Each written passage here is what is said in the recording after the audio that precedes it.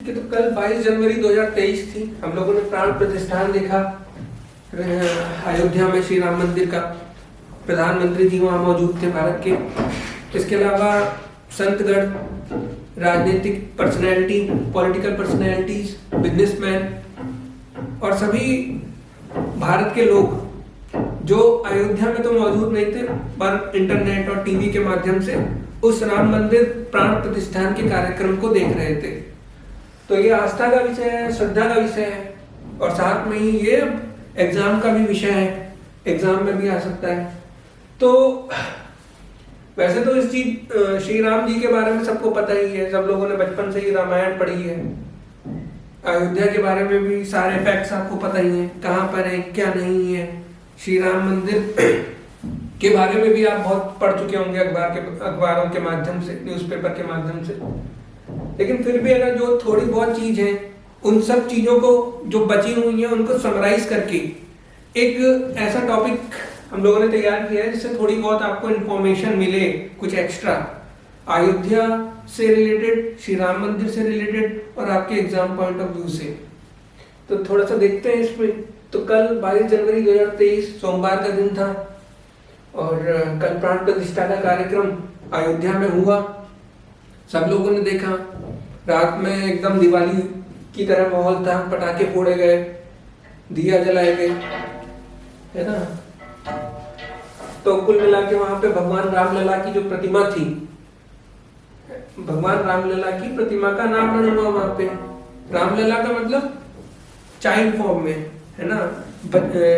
उनके बचपन की वहां पर जैसे बचपन में जो बच्चे होते हैं उनकी प्रतिमा का वहां पर अनावरण हुआ है। और उस प्रतिमा की आयु है वो राम जी के 5 साल, जब वो 5 साल के थे उसको वो चित्रित करता है, 5 साल की उम्र को। तो 51 इंच लंबी वो मूर्ति है और उसमें प्राण प्रतिष्ठा का कार्यक्रम हुआ है। प्राण प्रतिष्ठा का मतलब उसमें देवत्व की को आमंत्रित किया है ताकि उसमें दैवीय शक्ति का संचार हो, एक नई ऊर्जा मिले, ताकि जब हम लोग वहां दर्शन करने जाएं तो हम लोग को एक पॉजिटिव एनर्जी मिले। इसलिए वहां पे प्राण प्रतिष्ठान का कार्यक्रम हुआ जो हिंदू रीति रिवाजों के और वेद शास्त्र पुराण के अनुसार होता है। तो ये काफी अच्छा और बहुत भव्य समारोह था। जब देखने से ही इतनी पॉजिटिविटी आ गई तो सोचिए जब आप वहां जाएंगे, दर्शन करेंगे तो कितनी पॉजिटिविटी मिलेगी। 140 करोड़ लोगों की आस्थाओं का विषय है, 140 करोड़ लोगों की एनर्जी उसमें मिलेगी, वेद पुराण शास्त्रों की शक्ति है उस पे, है ना। तो एक पॉजिटिविटी जरूर मिलेगी वहां पे। आप लोग जाएं, दर्शन करें जाके। इसीलिए जो है इस टॉपिक पे मैंने, इस स्लाइड में मैंने श्री राम जी की मूर्ति को का पिक नहीं लगाया है इसमें, ताकि आप लोग वहां जाएं और देखें, वो ज्यादा अनुभव देगा आपको। ठीक है, तो हम बात करते हैं प्राण प्रतिष्ठान कार्यक्रम से की, लेकिन उससे पहले कुछ अयोध्या के बारे में जाने, थोड़ा वो ज्यादा सही रहेगा। तो जो अयोध्या है उसका पुराना नाम साकेत है। ठीक है, जो बुद्धिस्ट टेक्स्ट है उसमें इसको साकेत के रूप में वर्णित किया गया है। जब यहाँ पर अवध बनाया गया था अवध के नवाबों द्वारा 1722 के आसपास, तब इस क्षेत्र को फैजाबाद के नाम से जाना जाता था।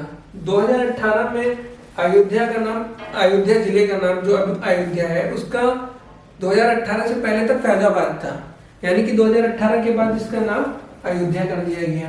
सबसे इम्पोर्टेंट बात है, अयोध्या में 5 जैन तीर्थंकर का जन्म हुआ था। जैन तीर्थंकर सबसे बड़े धार्मिक गुरु होते हैं जैन धर्मों में, तो इसलिए इम्पोर्टेंट हो जाते हैं। ऋषभनाथ, अजीतनाथ, अभिनंदननाथ, सुमतिनाथ और अनंतनाथ का जन्म स्थान रहा है अयोध्या। अयोध्या को 5 जिले कनेक्ट करते हैं: अंबेडकर नगर, अमेठी, बाराबंकी, बस्ती, गोंडा और सुल्तानपुर। अभी वहां पर एक इंटरनेशनल एयरपोर्ट बना है, महर्षि वाल्मीकि एयरपोर्ट। पहले इसका नाम श्री राम एयरपोर्ट रखा गया था, परंतु बाद में इसका नाम बदलकर महर्षि वाल्मीकि अंतर्राष्ट्रीय हवाई अड्डा कर दिया गया है। कल ही जब प्राण प्रतिष्ठान का कार्यक्रम हुआ है तो इस अंतर्राष्ट्रीय हवाई अड्डे ने रिकॉर्ड बनाया है और उस रिकॉर्ड में दिल्ली और मुंबई के पैसेंजर कैपेसिटी को एक दिन के हिसाब से पीछे कर दिया है। कल ही की न्यूज है। जाहिर सी बात है ये सब बताता है कि कितनी आस्था है लोगों में अयोध्या को लेकर। अयोध्या को फिलहाल एक जगह मैं देख रहा था, एक मीडिया सेंटर में, वो कहते हैं कि वेटिकन सिटी ऑफ इंडिया, लेकिन उन लोगों को ये नहीं पता है कि अयोध्या वेटिकन से भी पुरानी है। यानी कि वेटिकन सिटी को आप अयोध्या ऑफ वर्ल्ड कह सकते हैं या क्रिश्चियन कम्युनिटीज कह सकते हैं। तो सबकी अलग अलग व्यूज होते हैं इस चीज को लेकर। श्री राम मंदिर के बारे में हम जानेंगे थोड़ा बहुत, क्योंकि जो अयोध्या है वो इसी चीज के लिए चर्चा में है, श्री राम मंदिर के लिए। तो मंदिर की जो शैली है वो नागर शैली है। वो सबको हमको पता है, कला सभ्यता जब हम पढ़ते हैं आर्ट एंड कल्चर, उसमें जो नॉर्थ इंडिया के जो जितने भी टेम्पल्स होते हैं उनको नागर शैली में बनाया जाता है, नागर स्टाइल में, नागर स्टाइल ऑफ टेम्पल्स। सिमिलरली अगर हम साउथ की बात करें तो वहाँ द्रविड़ शैली चलती है, द्रविड़ स्टाइल। वहाँ के जितने भी मंदिर हैं वो द्रविड़ शैली में बनते हैं।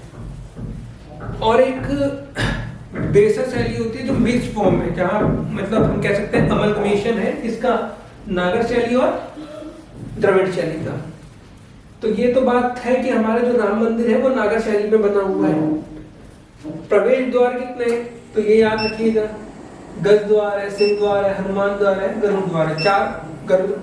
चार द्वार है जिनसे जो है मंदिर के गर्भगृह में एंट्री ली जा सकेगी। मंदिर की लंबाई 380 फीट है और चौड़ाई 250 फीट है, जबकि ऊंचाई 161 फीट है। काफी टॉलेस्ट टेम्पल है। लेकिन अगर मैं आपसे पूछूं कि भारत में विश्व का सबसे टॉलेस्ट टेम्पल कौन सा है, तो आप मुझे जरूर बताइएगा। अगर आपको पता है तो जरूर बताइएगा। Tallest temple of the world, भूतल गर्भगृह, जो गर्भगृह है वो भूतल पे है, मतलब ग्राउंड फ्लोर पे है। प्रभु श्री राम के बाल रूप, मैंने जैसे बताया उनके बचपन का जो जिस प्रकार, क्योंकि ये श्री राम जन्मभूमि है, जन्मभूमि का मतलब वो उन्होंने वहां पर जन्म लिया, तो उनका जो बचपन की जो क्रियाएं थी उस चीज के लिए अयोध्या फेमस है। इसलिए बाल स्वरूप को उस मूर्ति में ढाला गया है, उसके बाल स्वरूप को। वहां पर क्या है कि उनके बड़ी प्रतिमा नहीं लगी है, उनकी बाल रूप की प्रतिमा लगी है। और इसीलिए अगर मैं बताऊं आपको कि जय श्री राम का नारा जो है वहां पर बोला जा रहा है, जबकि हमारे वेद पुराण शास्त्र यानी कि रामायण में ये लिखा रहता है या बताया गया है, जय सिया राम। हमेशा राम जी को सीता के साथ जोड़ा जाता है, इसलिए जय सिया राम बोला जाता है। परंतु वहां अयोध्या में जय श्री राम के ही नारे लग रहे हैं और जय श्री राम ही लिखा है। इसका भी रीजन ये है कि जब वो बाल रूप में थे अभी तक उनका सीता जी के साथ विवाह नहीं हुआ है, तो इसलिए जय श्री राम वहां बोला जा रहा है। तो वो भी आप लोग थोड़ा ध्यान रखिएगा। कुल 5 मंडप है, 5 मंडप है। मंडपों में क्या होता है, जो मंडप होते हैं मंदिरों के, वहां पे वर्शिप को परफॉर्म किया जाता है, पूजा को, प्रार्थना को। वहां पे नृत्य अगर होते हैं, डांस परफॉर्मिंग होती है वहां पे, मतलब एक बड़ा सा हॉल होता है जहां पर आपके परफॉर्मेंस दिए जाते हैं। ठीक है, तो 5 मंडप है, नृत्य मंडप, रंग मंडप, गुण मंडप और प्रार्थना मंडप, कीर्तन मंडप। ठीक है, जाहिर सी बात है कि मंडप का ही काम होता है कि मंडपों में नृत्य, डांसिंग की जाती है।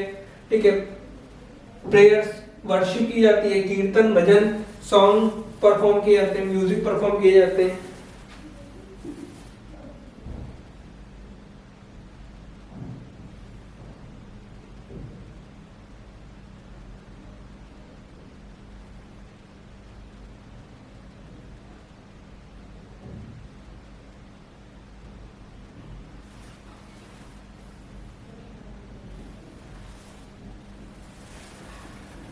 ठीक है, चलिए आगे चलते हैं।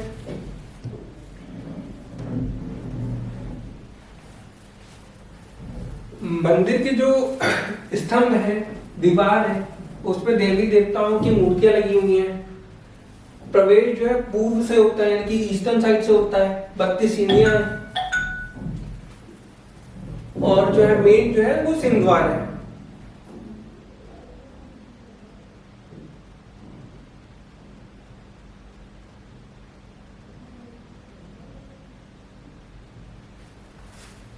हाँ बताइए। हेलो हेलो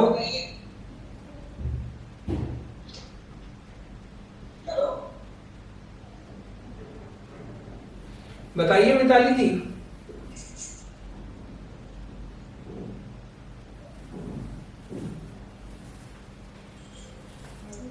हेलो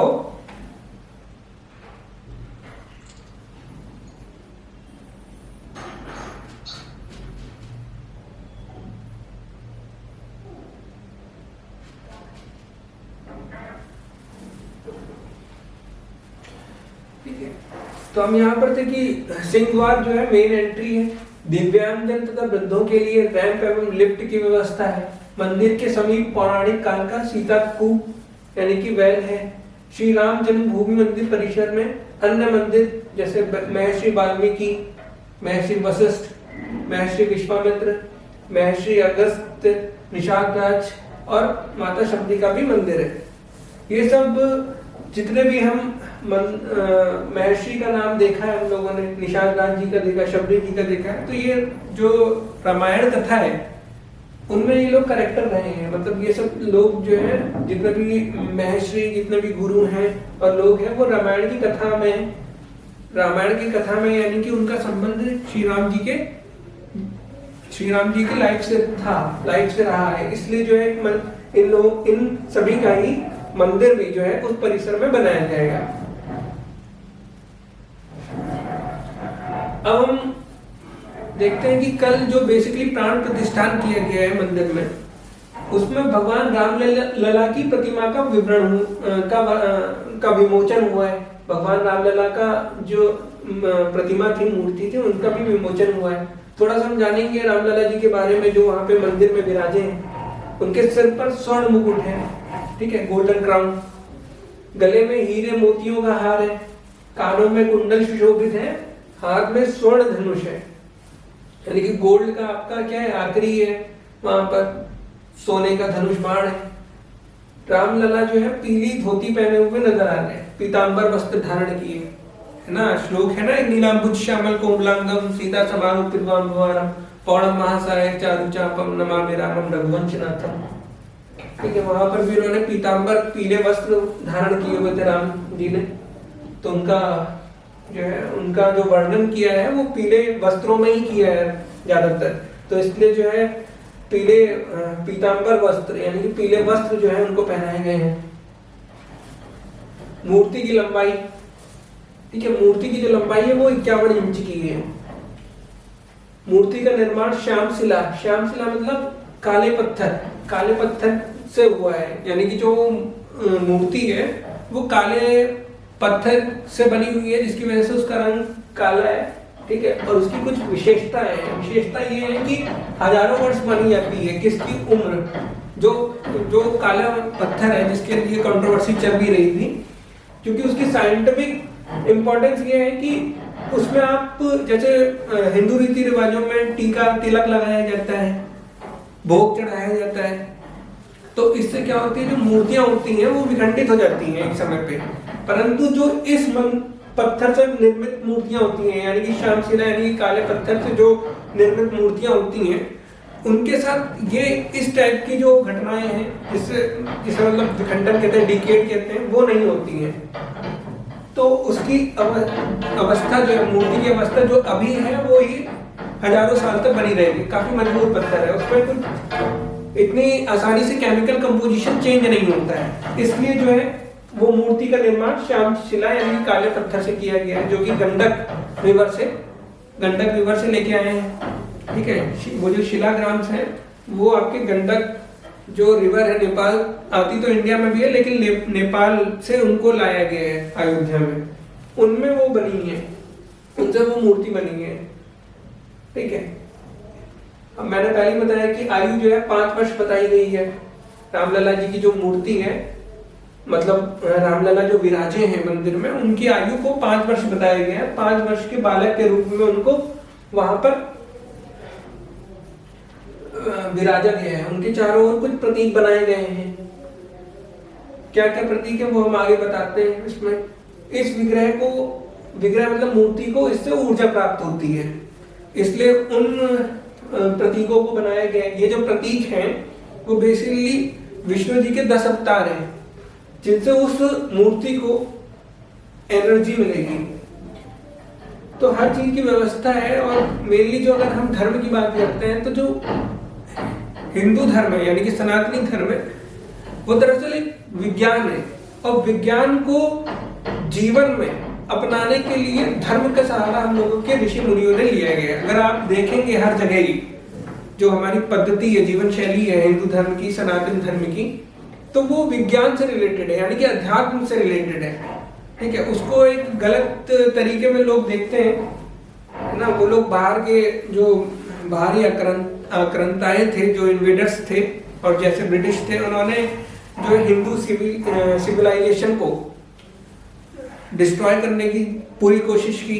बट कुछ जो क्योंकि हमारा जो धर्म, हमारा सनातनी संस्कृति है, जो सभ्यता है, वो विज्ञान पे आधारित रही है, तो इसलिए उसको डिस्ट्रॉय कोई कर ही नहीं सकता। सेम चीज है कि सारी जो हम जब भगवान की बात करते हैं, मंदिर की बात करते हैं, मूर्तियों की बात करते हैं, तो उनसे हमें पॉजिटिव एनर्जी मिले, ठीक है, सकारात्मक ऊर्जा मिले। वही इसी पर हम लोग जो है मंदिर और मूर्तियों पर विश्वास करते हैं। और यही कारण ही है कि प्राण प्रतिष्ठान का काम किया है, ये कार्यक्रम किया गया है, जिससे ऊर्जा और तेज उस मूर्ति में भी बरकरार रहे, रामलला जी की मूर्ति में भी बरकरार रहे, और जो भक्त लोग उनके दर्शन करने जाए तो उनको भी वो एनर्जी मिले।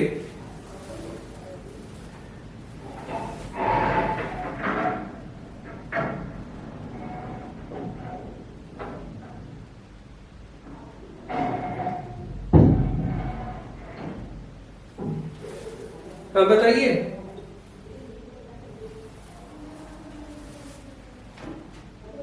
बताइए सरला जी। हेलो। हाँ हेलो। बोलिए बोलिए। हाँ जी सर, क्या बताऊँ सर? आपको कोई डाउट है? नहीं सर, एक्चुअली अभी क्लास में आई हूँ सर मैं। अच्छा ठीक है।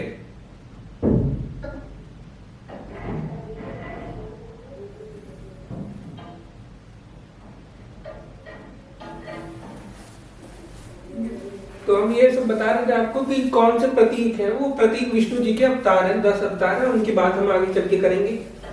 मस्तिष्क के ठीक ऊपर भगवान सूर्य नारायण जी का प्रतीक है। मूर्ति के दाईं ओर ओम और स्वास्तिक का चिन्ह है। ठीक है, थोड़ा ध्यान रखिएगा। मूर्ति के बाईं ओर चक्र और गदा है, तो ये थोड़ा ध्यान रखिएगा कि बाईं ओर क्या है और दाईं ओर क्या है।